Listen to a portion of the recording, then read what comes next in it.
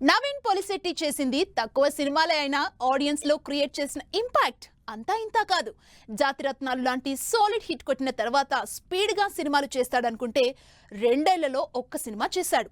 అయితే ఇప్పుడు ఆ డిలే ఇంకా ఎక్కువ కాబోతుందని క్లారిటీ ఇచ్చాడు నవీన్. ఏజెంట్ శ్రీనివాస్ ఆత్రేయ, జాతిరత్నాలతో నవీన్ పోలిశెట్టి టాలీవుడ్ లో చేసిన హడావిడి అంత ఇంత కాదు.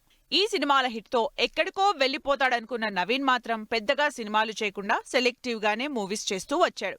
లేటెస్ట్ గా తన హెల్త్ గురించి అప్డేట్ ఇచ్చాడు నవీన్. అప్పట్లో నవీన్ కి అమెరికాలో రోడ్ యాక్సిడెంట్ అయిందని, దానివల్ల కుడి చేతికి కాలికి ఫ్రాక్చర్ అయ్యాయని, దాంతో రికవరీ అవ్వడానికి కనీసం 2-3 నెలలు టైం పడుతుందని పోస్ట్ పెట్టాడు నవీన్. నవీన్ పోస్ట్ చేసిన ఫోటోలో కూడా ఇంజురీస్ తో రికవరీ స్టేజ్ లో ఉన్నాడు Naveen. Miss Shetty, Mister Polishetty cinema తర్వాత అసలు టాలీవుడ్ లో సినిమా కూడా చెయ్యలేదు నవీన్. ప్రస్తుతం నవీన్ చేస్తున్న సినిమాలు ఆగిపోయాయనే చెప్పాలి. అనగనగా ఒక రాజు సినిమాకు సంబంధించి అప్పుడెప్పుడో అనౌన్స్మెంట్ ఇచ్చిన టీం అసలు ఆ సినిమా షూటింగ్ కానీ అప్డేట్ కానీ ఇవ్వలేదు.